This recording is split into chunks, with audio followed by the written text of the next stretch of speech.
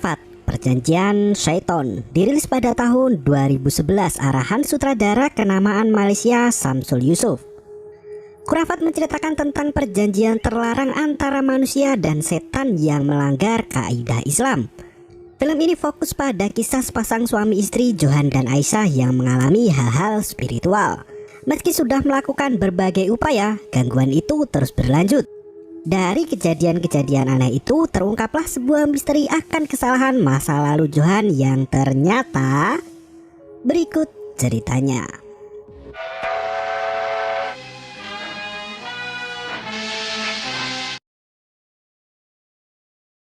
Film dimulai dengan petikan surat Al-Jin ayat 6 yang menegaskan tentang kemusyrikan, di mana manusia meminta pertolongan pada golongan jin.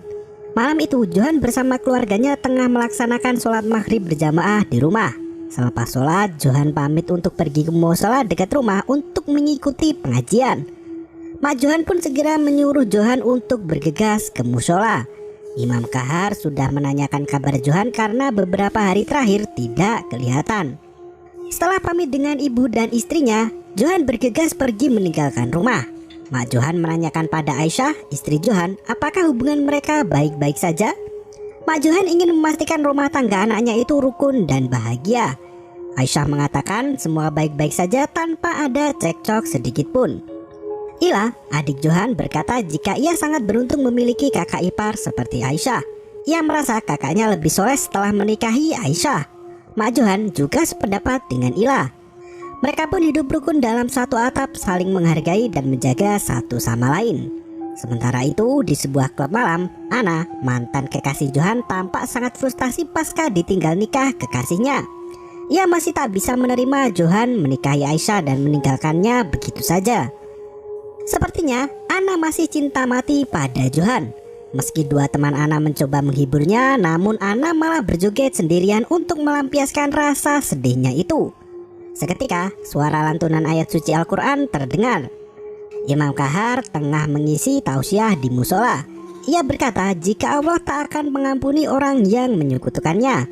Iblis berkata karena Allah telah melemparkannya ke neraka, maka iblis akan membelokkan manusia dari jalan yang lurus. Iblis akan menggoda manusia dari segala arah. Ana masih terlihat minum-minum sambil bergoyang di klub malam. Setelah pengajian usai, Johan pulang bersama sang imam. Ia berkata bahwa ia merindukan masjid setelah 2 minggu tak keluar rumah. Dengan terbuka, Imam Kahar mengajak Johan untuk lebih sering mendatangi masjid. Tiba-tiba, seseorang datang menemui Imam Kahar. Ia mengatakan jika Pak Ajis mengalami kesurupan di rumahnya. Segera Imam Kahar dan Johan datang ke rumah tetangganya itu. Di sana terlihat raut wajah Pak Ajis yang sudah menjadi mengerikan. Ia mengeram seperti harimau. Iblis itu berkata jika jasad Ais sudah menjadi miliknya. Ternyata Ais telah melakukan ritual dengan menggadaikan dirinya pada iblis. Dengan penuh jerih payah, Imam Kahar mengusir iblis itu agar pergi meninggalkan jasad Pak Ais.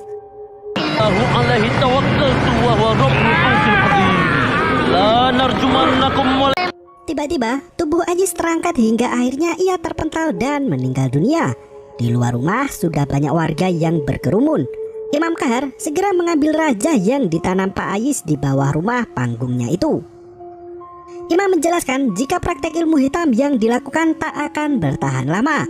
Manusia yang bersekutu dengan iblis akan binasa seperti yang dialami oleh salah satu tetangga mereka itu.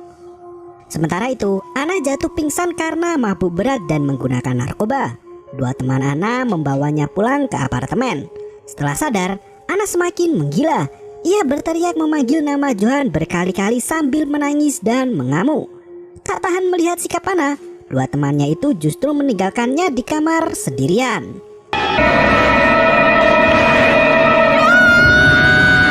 Johan berjalan pulang ke rumah. Di semak-semak dekat rumahnya, ia mendengar ada suara.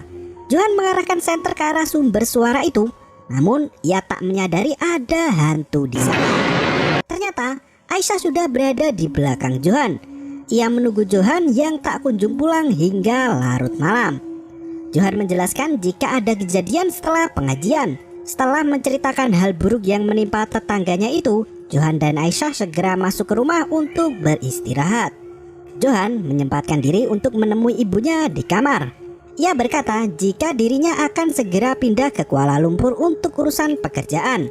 Ia meminta ibunya yang janda untuk ikut pindah bersamanya di kota. Namun Mak Johan mengatakan jika ia tak ingin merepotkan Aisyah. Ia berkata tak ingin menjadi masalah di rumah tangga anaknya itu dengan ikut pindah ke Kuala Lumpur. Mak Johan berpesan agar Johan memperlakukan Aisyah dengan baik. Johan pun berjanji pada ibunya untuk melaksanakan semua nasihatnya. Setelah mendengar nasihat dari ibunya, Johan segera menyusul istrinya ke kamar untuk beristirahat. Malam berlalu, jam sudah mulai menunjukkan pukul 2:45. Aisyah terbangun dari tidurnya setelah mendengar ada suara aneh dari lantai bawah. Ia mencoba membangunkan Johan, namun suaminya itu masih lelap dengan tidurnya. Aisyah memberanikan diri untuk memeriksa suara itu. Saat ia hendak turun ke bawah, Aisyah melihat ada hantu perempuan merangkak naik dari tangga itu. Ia pun terjatuh dan berteriak ketakutan.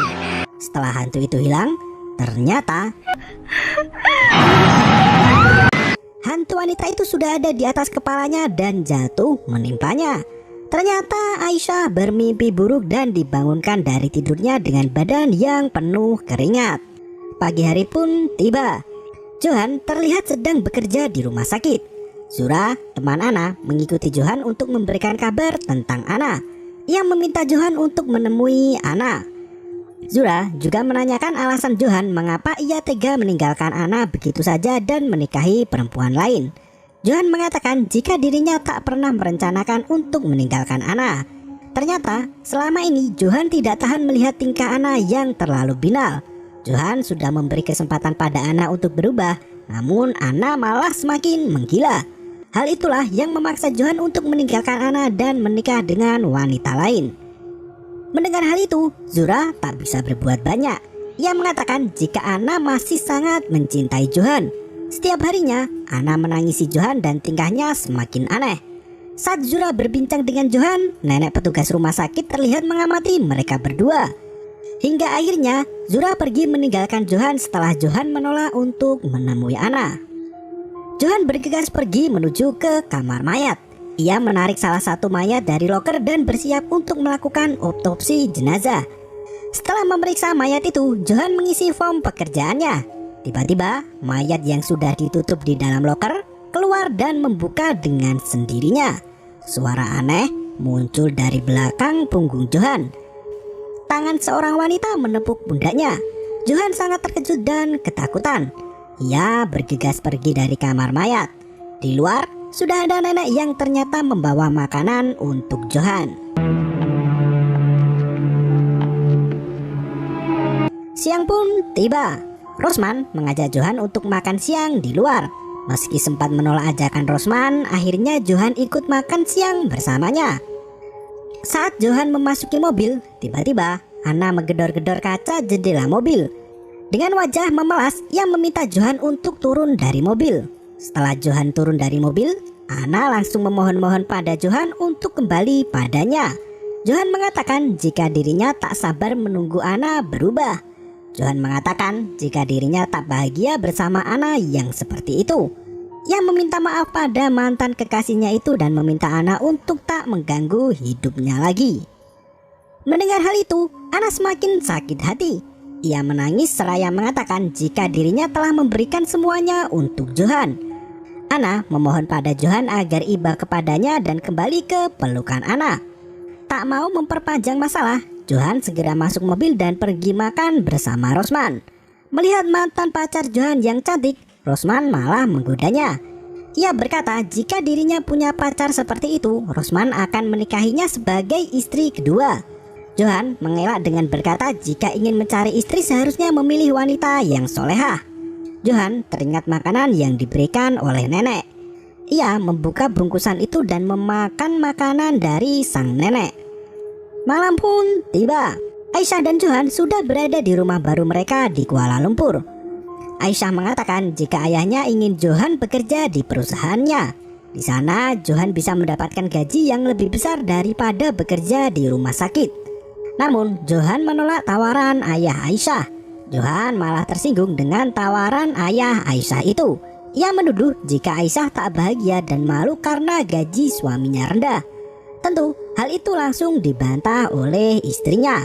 Ia berkata jika dirinya sudah sangat bahagia menjadi istri Johan dan tak pernah malu atas kondisi apapun yang mereka jalani berdua. Perkataan Johan itu menyakiti Aisyah. Johan meminta maaf pada istrinya dan mengatakan jika dirinya tengah kacau. Johan pun menceritakan kejadian siang tadi saat Ana mendatanginya di rumah sakit dan mengganggu pikirannya. Aisyah terdiam 1000 bahasa. Johan kembali menegaskan jika ia tak akan pernah tergoda dengan siapapun. Ia berjanji akan tetap mempertahankan rumah tangganya bersama Aisyah apapun yang terjadi. Di tempat lain, Ana menemui Zura untuk menceritakan kejadian siang itu. Ana bersumpah tak akan pernah melupakan Johan. Meski Zura membujuk Ana untuk melepaskan Johan, namun Ana justru mengatakan jika Johan adalah miliknya. Ana sudah memberikan semua miliknya untuk Johan. Dengan nada jahat, Ana mengatakan jika ia tak akan membiarkan keluarga Johan bahagia sampai mati. Malam itu Johan dan istrinya sudah lelap dengan tidurnya. Kali ini suara decitan kayu membangunkan Johan. Ia segera pergi memeriksa suara itu. Saat ia berada di ruang tengah, terlihat foto pernikahannya dengan Aisyah tergeletak di atas meja. Dari TV, terlihat ada wajah perempuan yang menakutkan dan penuh luka. Johan tersungkur melihat sosok iblis mengerikan itu. Di dalam kamar, Aisyah juga terbangun dari tidurnya. Dari jendela kamarnya, ada sosok iblis perempuan mengintip dan mengagetkannya. Iblis itu mencoba masuk ke kamar Aisyah dengan merangkak perlahan. Aisyah yang ketakutan mencoba untuk lari dari ruangan itu. Namun pintu kamarnya tertutup sendiri. Johan segera menolong istrinya itu dan memeluknya erat. Di luar rumah terdengar suara Ana yang memanggilnya. Ternyata Ana dan Zura sudah berada di depan rumah Johan. Zura berkata jika dirinya sudah menghalangi Ana, namun Ana tetap memaksanya pergi. Dengan menggebu-gebu, Ana mengatakan jika dirinya masih mencintai Johan, bahkan di depan istri Johan. Ana mengatakan jika Johan sudah berjanji padanya untuk menikahinya. Sambil menangis, Ana meminta Johan untuk menjadikannya istri kedua. Kau tak kesian tengok aku ke? Tolonglah lepaskan Johan dan bagi bahagian aku dengan Johan. Ana, aku nak kau balik sekarang. Balik! Keesokan harinya, Johan menceritakan kejadian malam itu pada Rosman. Rosman memberi nasihat pada Johan untuk segera menemui Ana bersama juga Aisyah. Ia mengkhawatirkan kondisi rumah tangga Johan. Rosman mengatakan jika Ana bisa melakukan apapun untuk mengusik rumah tangganya jika permasalahan itu belum ia selesaikan. Johan mengatakan jika dalam beberapa hari terakhir ia dan istrinya diteror oleh makhluk astral. Rosman mengatakan bisa jadi teror iblis yang menghantuinya itu kiriman dari Ana. Namun ada kemungkinan lain jika teror itu dilakukan oleh orang lain. Rosman bertanya pada Johan siapa yang mungkin bisa mengirimkan hal itu padanya. Tiba-tiba pundak Johan ditepuk oleh sang nenek petugas rumah sakit. Nenek itu memberikan makanan lagi pada Johan. Masih kepikiran dengan perkataan Rosman, Johan justru menampar makanan dari tangan si nenek dan pergi meninggalkannya. Di tempat lain, Ana terlihat menggenggam sebilah pisau memandangi foto Johan di atas tempat tidurnya. Ana tampaknya ingin bunuh diri, namun ternyata pisau itu ditusuknya ke foto-foto Johan. Seketika itu, Mak Johan batuk darah hingga ia terjatuh. Melihat hal itu, Ila shock dan langsung menolongnya. Malam itu, Johan masih berada di kantor karena harus lembur bekerja. Ponselnya berdering dan ternyata istrinya mengabarkan jika Ila meminta bantuan. Mak Johan sakit dan sudah dibawa Ila ke klinik terdekat. Mendengar hal itu, Johan meminta Aisyah untuk membawa Mak Johan ke rumah sakit tempat ia bekerja. Sesampainya di rumah sakit, kondisi Mak Johan semakin memburuk. Aisyah dan Johan masih tampak khawatir dengan kondisi ibunya. Melihat istrinya sendirian datang ke rumah sakit, Johan bertanya mengapa Ila tak ikut dengan Aisyah. Ternyata Ila ada ujian sekolah esok hari sehingga Ila tak bisa menemani ibunya di rumah sakit. Malam semakin larut, Aisyah pamit pulang untuk beristirahat. Segera ia masuk ke dalam mobil. Dari kaca spion mobilnya terlihat ada seorang wanita yang duduk di belakang. Saat ia menengok ke belakang, tak ada siapapun di sana dan tiba-tiba Aisyah bergegas lari keluar dari mobilnya menuju ke tempat Johan. Ternyata saat ia kembali menoleh ke belakang, iblis wanita itu sudah nangkring di balik atas pagar. Melihat hal itu, Aisyah semakin ketakutan dan berlari ke dalam rumah sakit. Johan yang melihat istrinya berlari ketakutan segera memeluknya dan bertanya apa yang terjadi padanya. Di tempat lain, nenek petugas rumah sakit terlihat mengawasi Aisyah berbincang dengan suaminya di dalam mobil. Ia heran dengan teror yang terus-menerus menimpanya. Johan mengatakan mungkin ada orang yang tak senang melihat kebahagiaan mereka. Aisyah langsung menyebut nama Ana. Ia merasa tak ada orang lain lagi yang bisa mereka tuduhkan selain Ana. Aisyah meminta Johan untuk melakukan sesuatu dengan teror yang selama ini mereka alami. Sambil menenangkan Aisyah, Johan berjanji untuk mencari jalan keluar. Ponsel Johan berdering. Zura menelpon untuk memberikan kabar tentang Ana. Sembari beristighfar, Johan berkata jika dirinya akan segera datang. Di apartemen, Ana tengah mengamuk dengan membawa pisau. Zura masih membujuk Ana untuk membuka pintu kamarnya. Ana menyayat-nyayat telapak tangannya menggunakan pisau yang ia genggam. Zura dan Eva semakin histeris mendengar suara Ana. Setelah Johan datang, segera ia meminta Ana untuk membuka pintu. Terlihat Ana menancapkan pisau ke lutut kirinya. Ana juga mengancam untuk bunuh diri. Akhirnya Johan mendobrak pintu kamar Ana dan menemukannya telah pingsan dengan tubuh bersimbah darah. Dibantu Johan, Zura dan Eva pergi membawa Ana ke rumah sakit terdekat. Sementara itu, Johan mengantar Aisyah pulang ke rumah dan Johan kembali berangkat ke rumah sakit untuk menunggu ibunya. Malam semakin larut, Johan kembali mendapatkan teror makhluk astral. Kakinya seperti dicengkram. Ternyata sudah ada makhluk halus di atas atap kepalanya. Seketika itu, Johan menundukkan kepalanya dan berdoa. Tiba-tiba, makhluk itu muncul dari belakang dan mendekap Johan dengan tangan yang penuh darah. Terkejut dengan mimpi buruk, Johan terbangun di sofa rumahnya. Ia menengok keluar jendela dan terlihat ada nenek petugas rumah sakit berdiri di sana. Setelah Johan memeriksa lebih dekat, nenek itu sudah menghilang. Esok pun tiba di rumah sakit. Johan bertanya pada petugas kebersihan rumah sakit di mana nenek itu berada. Namun tak ada yang mengetahui keberadaan nenek yang sering memberinya makan itu. Segera Johan membuka dokumen data karyawan di kantornya. Ia menulis alamat sang nenek dan bergegas pergi ke rumahnya. Dengan sedikit terburu-buru, akhirnya Johan sampai juga di rumah nenek Rosna. Setelah bertemu dengannya, nenek Rosna akhirnya menceritakan apa yang sebenarnya terjadi. Ia mengatakan bahwa anaknya yang bernama Kamal memiliki wajah yang mirip seperti Johan. Kamal merupakan anak yang baik dan santun. Namun setelah ayahnya meninggal, Kamal terpaksa menjadi tulang punggung keluarga dan senantiasa merawat ibunya yang sebatang kara. Hingga pada suatu hari, Kamal mengalami kecelakaan lalu lintas dan tewas saat itu juga.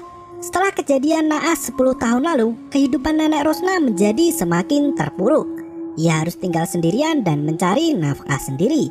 Oleh karena itulah, nenek Rosna selalu memperhatikan Johan. Ia mengatakan jika dirinya merasa tak sendirian lagi saat melihat Johan.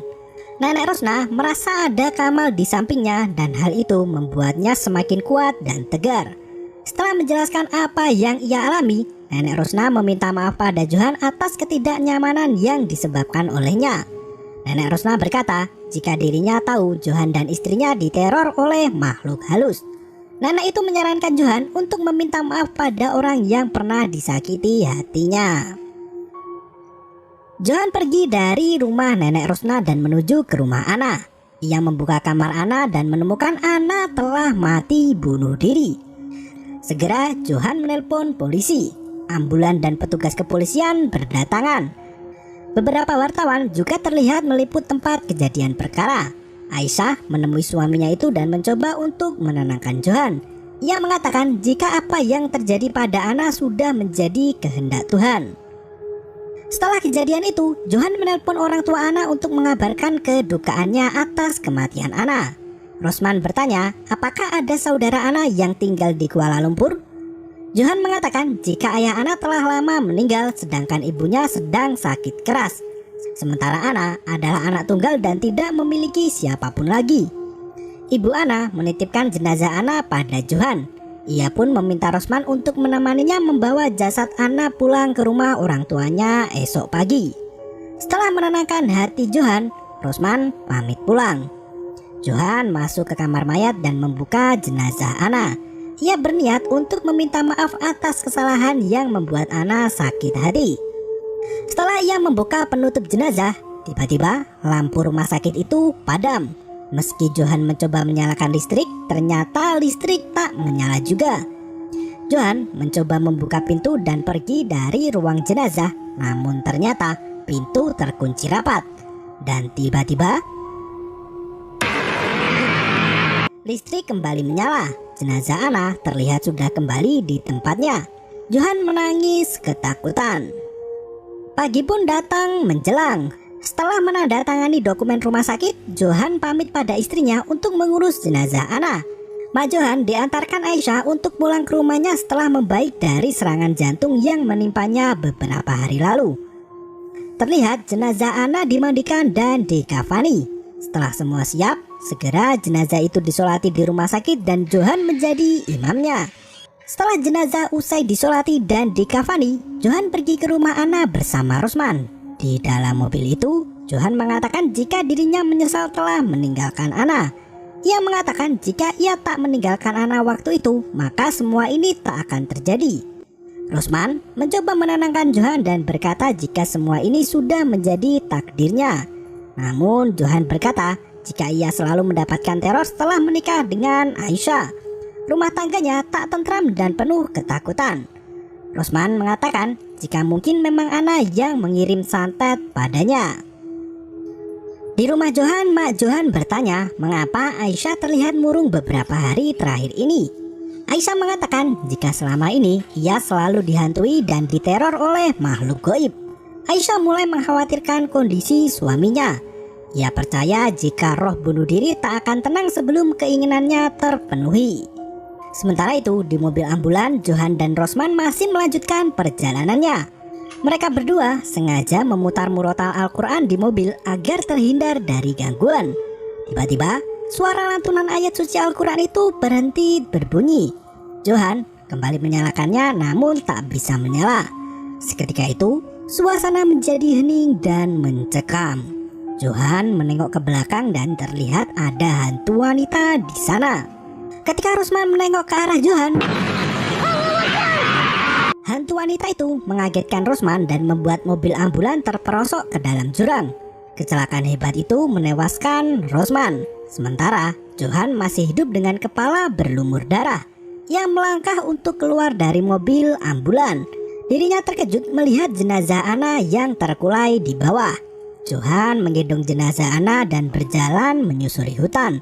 Setelah cukup lama ia berjalan, Johan mulai diteror dengan suara aneh yang mengikuti langkahnya. Saking lelahnya, ia tak sengaja menjatuhkan jenazah Ana. Tak mau berputus asa, Johan mengambil jenazah itu dan bangkit lagi untuk membawanya. Tiba-tiba, jenazah itu sudah berubah menjadi sosok yang sangat menakutkan. Johan berlari sekencang-kencangnya meninggalkan jenazah itu. Ia bingung harus berbuat apa. Hingga akhirnya terlihat ada hantu di atas pohon dan menjulurkan tangannya. Iblis wanita itu mulai mendekati Johan dengan merangkak. Johan hanya bisa menutup mata dan berdoa terus-menerus.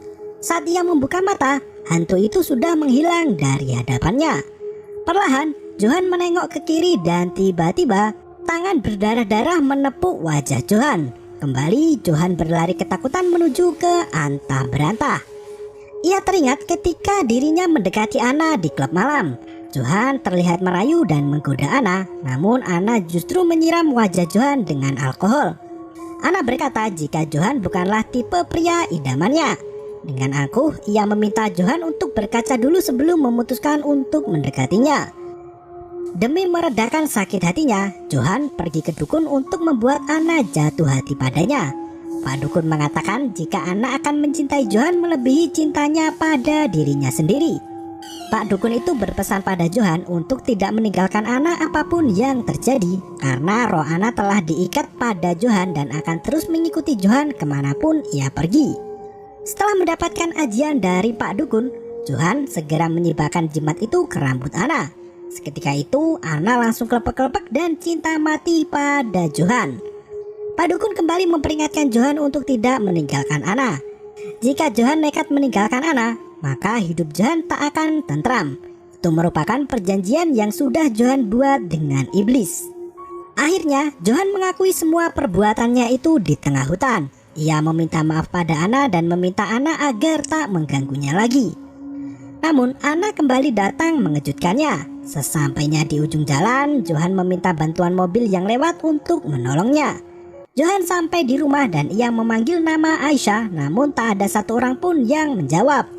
Johan bergegas pergi ke rumah orang tuanya. Di sana sudah ramai orang berbaju koko dan keranda terpasang di teras rumah. Ternyata mak Johan telah meninggoy. Saat Johan melihat jenazah emaknya, ia melihat wajah dirinya sendiri yang terbaring dan dikafani. Ternyata setelah kecelakaan mobil ambulan itu, Johan dan Rosman tak selamat. Mereka berdua meninggal dalam keadaan mengenaskan. Mak Johan dan Aisyah terlihat terseduh sambil membaca doa. Mengetahui kenyataan dirinya telah mati, Johan menyesali semua perbuatannya semasa di dunia. Sembari mengucurkan air mata, Johan berjalan mengikuti jenazahnya ke kuburan. Terdengar suara mak Johan yang meminta Johan untuk menjaga Aisyah apapun yang terjadi. Dan itu sudah menjadi janji Johan, namun ia justru melihat jasadnya akan dikubur. Tiba-tiba Aisyah, mak Johan dan Ila sedang menangisi tubuh Johan yang masih koma. Ia tak sadarkan diri dan mengalami koma setelah kecelakaan itu terjadi. Di dalam komanya ia melihat dirinya yang telah mati, hingga akhirnya Johan membuka mata dan benar-benar meninggal. Film diakhiri dengan petikan surat An-Nur ayat ke-21 yang mengingatkan kita agar tidak mengikuti langkah setan. Karena setan hanya melangkah pada kemungkaran dan keburukan. Film pun berakhir. Seperti judulnya, arti khurafat itu sendiri adalah percaya dan meyakini pada suatu perkara yang menyalahi aturan Islam. Makna konotasi dalam film ini menggambarkan proses dan akibat yang dialami seseorang setelah ia melakukan perjanjian dengan setan. Hal itu merupakan perilaku syirik dan diharamkan dalam agama Islam. Perilaku khurafat itu sendiri dapat berupa bid'ah, ilmu sihir, ataupun mendatangi dukun. Selain merupakan dosa besar, hal itu akan menjerumuskan manusia dalam kesesatan, serta mendatangkan kerugian di seumur hidupnya. Bersyukur dan tidak melakukan hal yang demikian. Terima kasih dan sampai jumpa.